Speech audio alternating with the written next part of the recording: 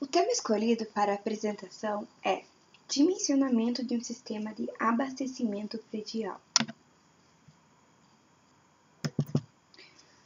As instalações de recalque precisam ser projetadas de modo que atendam às demandas de vazão e pressão, considerando a eficiência econômica.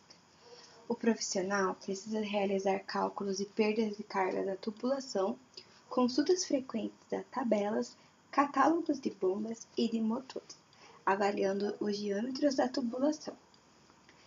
Perda de carga hidráulica pode ser entendido como parte de uma energia potencial de pressão e de velocidade, que é transformada em outros tipos de energia.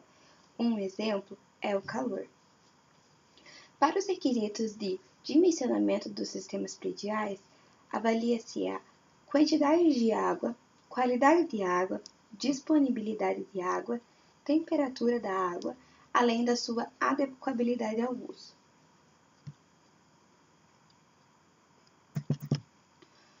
O presente trabalho trata-se de um artigo de revisão cuja sua metodologia é qualitativa e o método científico indutivo.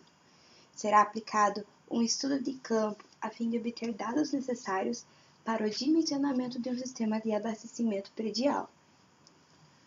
Como definição das bombas, podemos dizer que bombas são importantes no sistema de recalque, pois são máquinas hidráulicas que transformam energia ao fluido. A energia pode ser transmitida através da sua velocidade, pressão e posição. O dimensionamento do rotor é muito necessário para determinar a sua eficiência.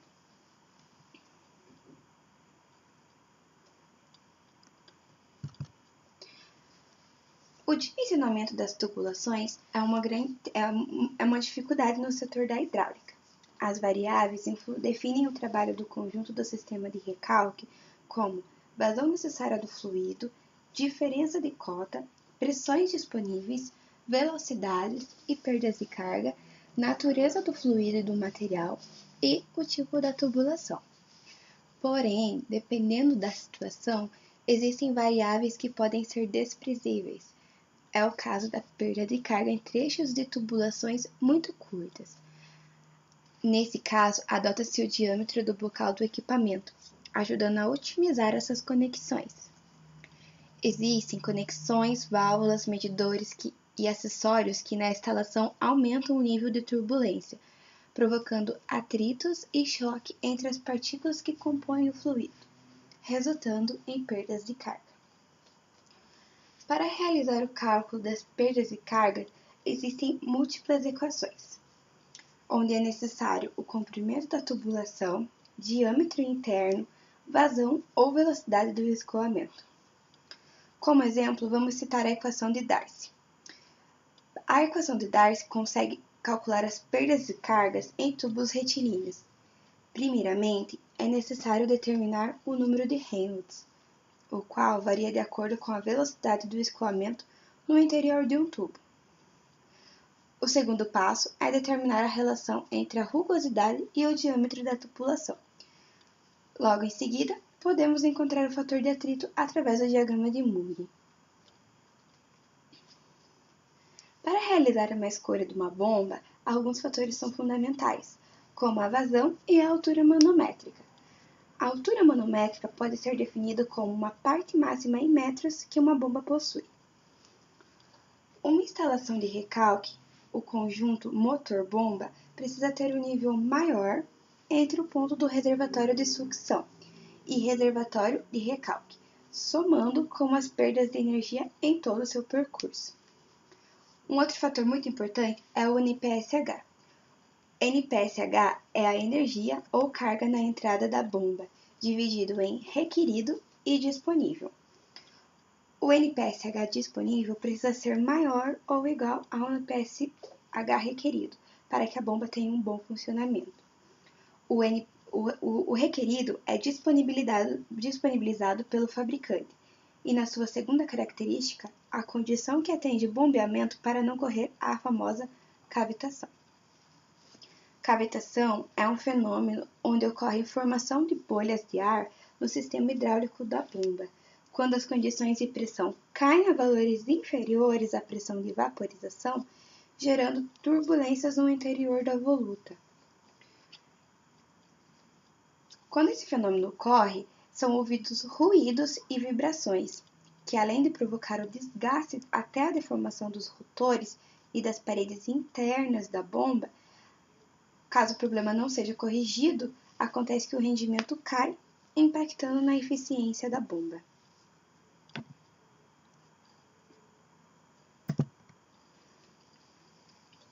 Para ilustrar melhor, iremos analisar a figura 1, onde são observados boca de entrada, rotor impulso ou impelidor, fileira de pás, lâminas, alambre solidárias, corpo, voluta ou coletor em caracol e, por fim, boca de saída.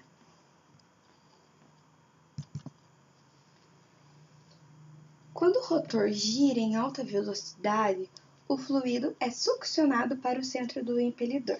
Saindo da ponta das pás, o líquido passa para a voluta, onde ocorre a transformação da energia cinética em energia de pressão. Essa imagem é parte de uma bomba centrífuga.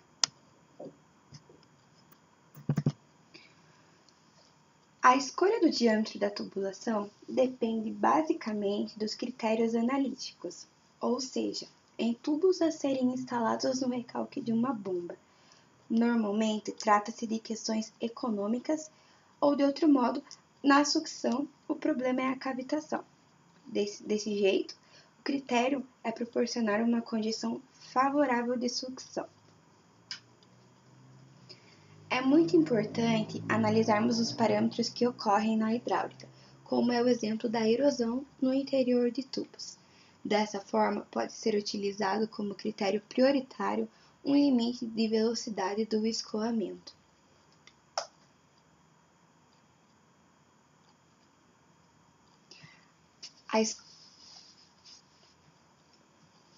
É muito importante em um projeto o compromisso em relação aos quesitos técnicos de desempenho, segurança e do custo global num projeto de bombeamento, seja ele por gravidade ou com auxílio de bombas. O custo de tubos utilizados em sistemas elevatórios depende basicamente do peso, que é resultante da dimensão da espessura da parede do tubo, além também de custos indiretos, como transporte, mão de obra e outros associados ao assentamento das mesmas. Esses assentamentos são bases de concreto em que a base é apoiada.